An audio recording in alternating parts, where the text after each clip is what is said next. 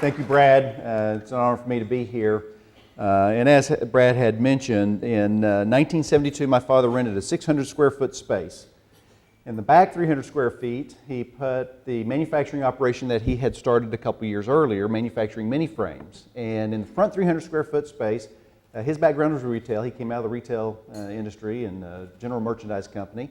And in the front 300 square foot space, he opened up a small arts and crafts store, and he called it Hobby Lobby.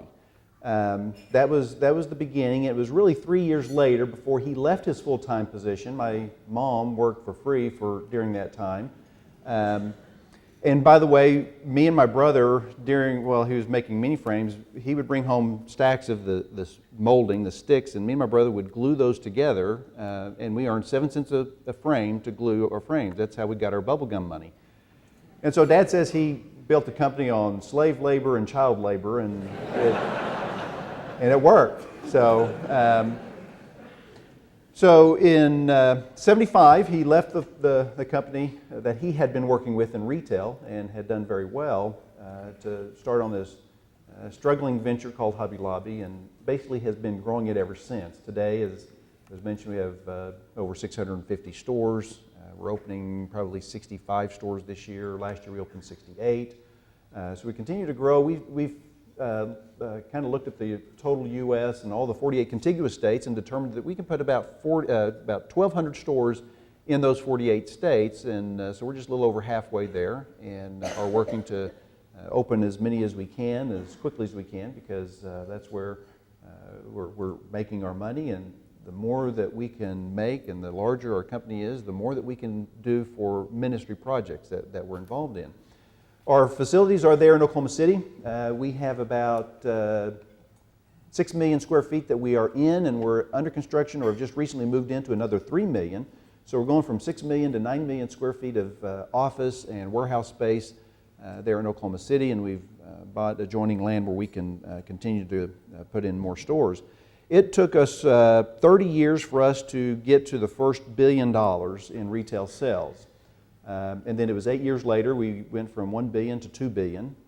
3 years after that, we got to 3 billion. And this year, we anticipate hitting 4 billion, which is 3 years after that. So we continue to grow and expand and as rapidly as we can. So that's a quick run through from the 300 square foot space to a $4 billion company this year. And there's a lot of lessons that we can share and tell, but there's typically in a company there's defining moments, and I want to share with you at least one of those, and that was in 1985. Because of 1985, my father invited the family to come over to the house, his house at the time, in the spring of 1986. At that time, there were several involved in the business, there still is, but my mom was more active than she is today. My mom, my dad, my brother, my older brother, my younger sister, her husband, my wife, 2 cousins. We're all involved in the business back in 1985, and he invited all of us to come over because he wanted to talk to us and ask us those that had children to get babysitters for them. So we all go over there and we had dinner and we sat down, and he basically told us he did not know how we would be able to survive. 1985 was a tough year in the oil patch in Oklahoma, and I don't know how it was here in Michigan, but there were businesses that were closing shop right and left, banks being taken over, and 85 was the one year in our history that we lost money. We lost $1 million that year, and that was significant for us at that time. And most of the business was done in the fourth quarter, so we were going through our dry season from January through September, where we did good just to maintain a profit. And with the loss of the previous year, it got to a point where my father really did not know how we would be able to survive. He had always been able to figure out how that he would be able to pay the bills. And any startup business, it's typically a struggle. And it was just making our payments was where we were at that time.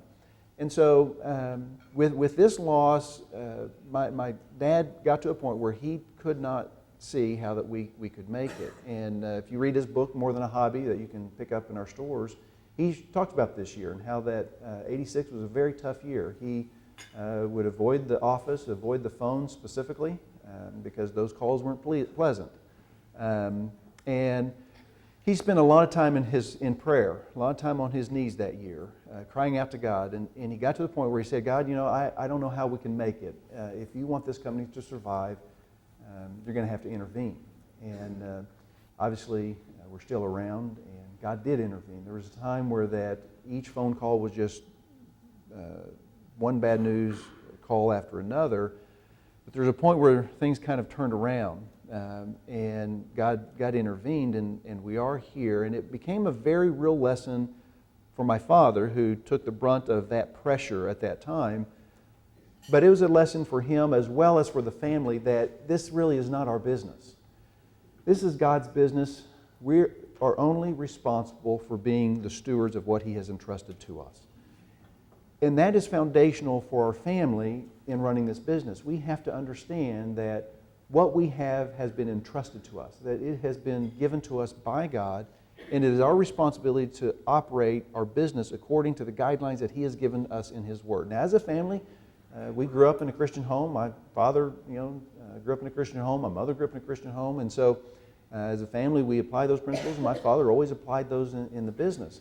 But it became very real at that point that our responsibility is to steward what He's entrusted to us according to the guidelines He has given us in His Word. So if you go to the statement of purpose for our company, you can go to it on the website. The very first statement we have is that our purpose is to honor God in all that we do by operating our business according to biblical principles.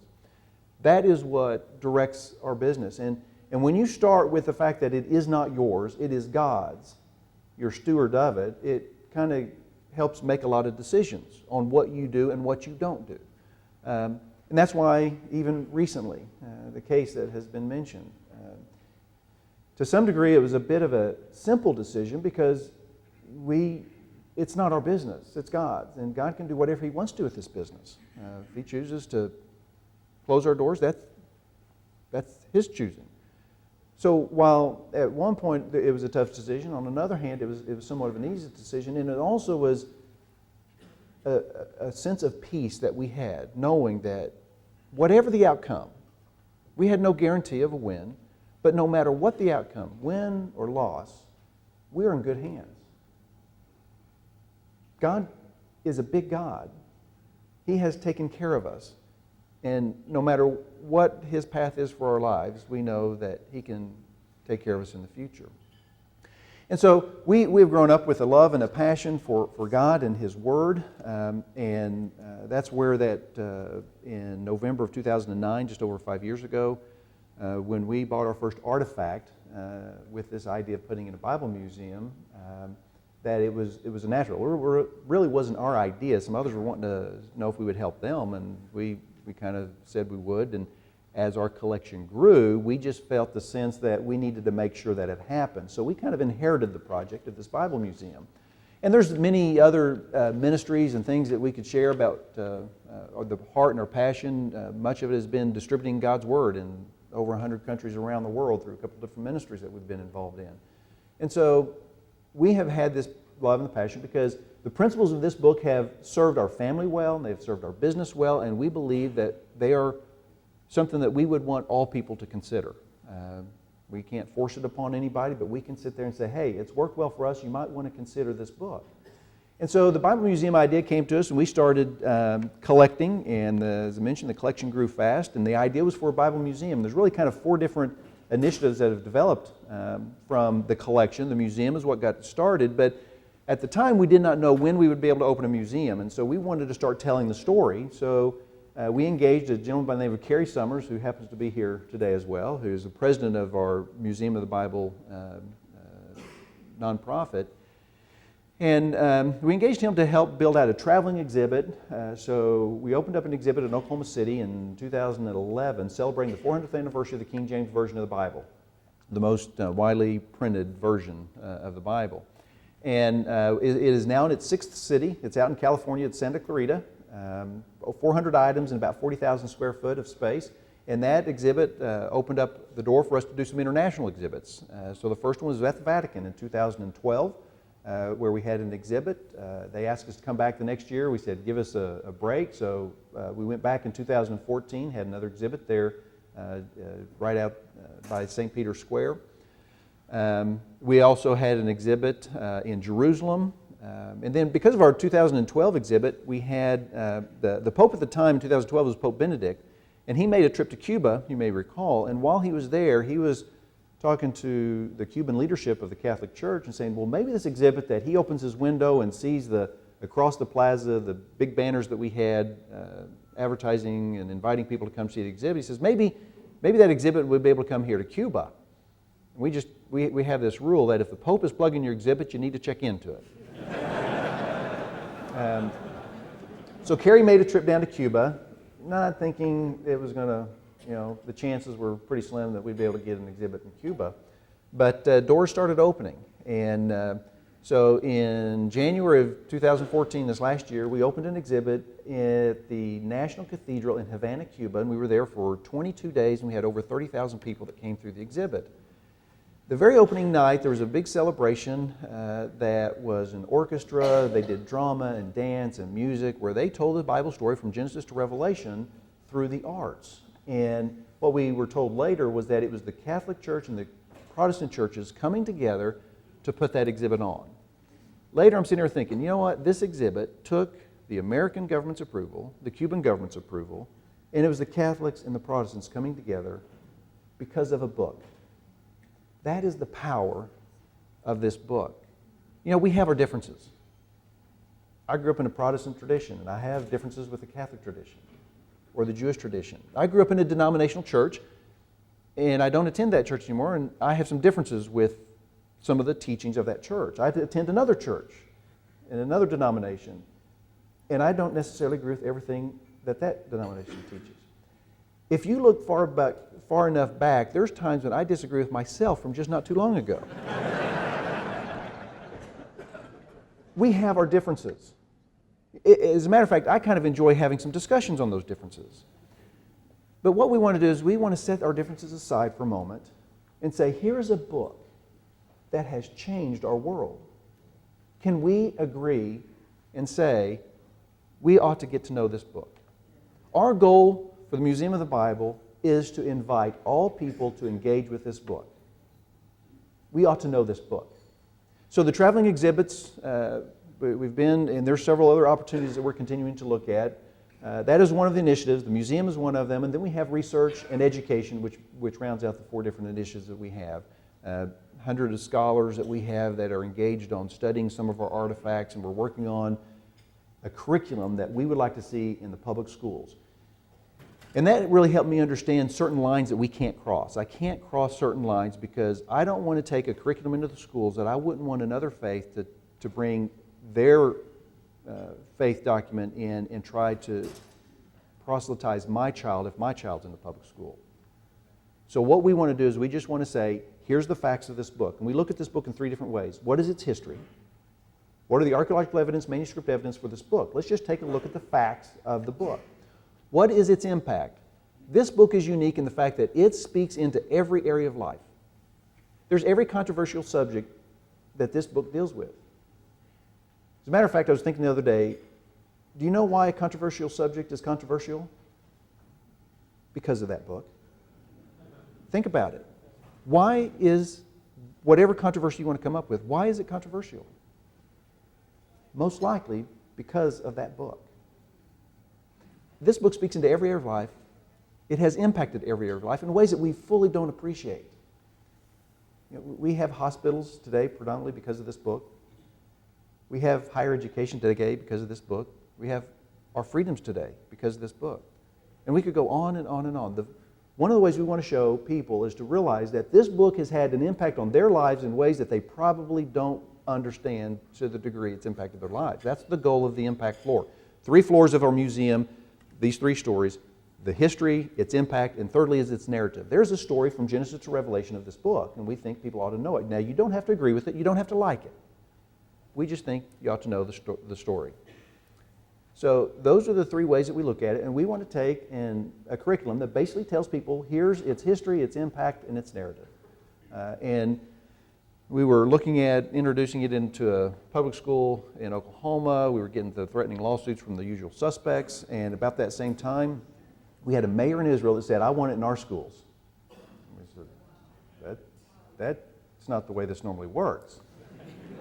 Some retailer from Oklahoma doesn't write Bible curriculum for the Israeli public schools. It just not the way it works. So Carrie made another trip over to Israel. Mayor's serious. There's a company there in Israel that's helping us put this curriculum together, and he saw it in their offices. There's a saying that man plans and God laughs. We were excited because there were 200 kids that had signed up for an elective course here in the U.S., and God said, no, I want you to take it to my kids first. So this last school year, we had over 1,400 kids in Ramat Gan, Israel, that were taking the Bible course, predominantly the Old Testament, in their schools. We are not smart enough to figure this out. God is up to something, and we are excited about being a part of that journey, and it has been exciting. And I can only scratch the surface of all that we're doing. We've got an archaeological site in Israel that we're working on. We're sending kids to Israel. We've got some that are at Oxford right now, 40 that this week will end their 2-week session there doing some intense training. So a lot that we've got going on in the Bible Museum. But in all this that we're doing, I feel like I have to put things in perspective. And so I normally do that by telling Marie's story. Marie was a preacher's kid, raised up in a preacher's home, and she would go out and she would evangelize with her father. And one time when she was out evangelizing with her dad, and there was a gentleman by the name of Walter that came to the event, and out of curiosity looked in and said, what's going on here? Came in and ultimately was convicted, and he came forward and accepted Christ as his Lord and Savior. Marie and Walter eventually met and wound up marrying each other, and Walter felt called into the ministry, so he became a pastor himself. So Marie went from a preacher's kid to a preacher's wife. They had 6 children and pastored small churches, never had a church over 50 that they had pastored, and so with 6 children, you can imagine, there's not a lot of extra money to go around. They had very little. As a matter of fact, there was a time when one of the kids would invite friends over, and they would put empty Tupperware bowls in the refrigerator in case somebody opened the door. They didn't want their friends to realize there was nothing in the refrigerator. So they grew up without very much at all. But Marie always maintained this love and this passion for God. She had this passion to share the gospel with as many as she could. There was times when she would be, one of her kids would be bring her home, and she would ask to be dropped off, away from the home, because she wanted to knock on doors and invite people to church or share the love of God with them. That was just Marie's heart. They would raise money for mission efforts at their church. There'd be a mission drive, and she would crochet doilies to sell into the mission drive to raise funds for mission efforts. And there were times when if her doily didn't sell, she bought her own doily. It was common for people to bring groceries, to what was referred to as pounding, but they would bring groceries to the pastors. And Marie was very faithful. She would calculate what those groceries were worth, and she would pay tithes on those groceries to the church. That was just the heart and the passion that she had. Marie lived her life faithful to God and died, and this world never would have ever stood up and took notice of Marie. Never wrote a book, never was able to speak before a large crowd, never had large monies to give, but she lived her life faithful to her God. Her kids caught that passion. She had a line that she would often say to her kids, and that is, only one life soon will pass. Only what's done for Christ will last. And she said that often. And her kids caught her passion, and all of them went into the pastoral ministry. They either married a licensed minister or they became a licensed minister. All but one. And that one was my dad. Marie was my grandmother. If you ask Dad today, if he's been able to outgive Grandma, he'd say no. And you might say, well, that doesn't make sense. But when you look at Mark chapter 12, Jesus tells us where he was standing in the temple. He was watching the wealthy give of their wealth. And then the widow came and gave her 2 mites. He makes an interesting comment. He says, she gave more. Now that doesn't compute with us. and probably the leadership of the synagogue would have scratched their head. But it teaches us that God has a different measuring rod than we do. He's not impressed with big numbers. He doesn't need our big numbers. There's really one thing that God's interested in, and that's our heart. And I think it's a question we all have to ask is, does God have our heart? If you were to walk into the lobby of our offices, what you will see is a painting of my grandmother on the wall, because she's the hero in our family. Grandma passed away in 1975, the year my father left his business to start this fledgling company. Never saw what Dad was able to do. But it was on her dying bed that my aunt was there, and my grandma asked my aunt, says, "Do you see them?" My aunt says, "Do I see what, Grandma?" She said, "The angels, they're coming to get me." And so while this world would never have recognized Grandma, I believe heaven rolled out the red carpet and welcomed her home. I don't know what God may have in store for you and for your life. You may have the opportunity to touch the world like my dad has with what he's been able to do. He may call you to be like my grandmother and live a life faithful. And if you give him your whole heart, he rolls out the red carpet. His arms are open wide to receive us. And that would be my prayer for you. Thank you.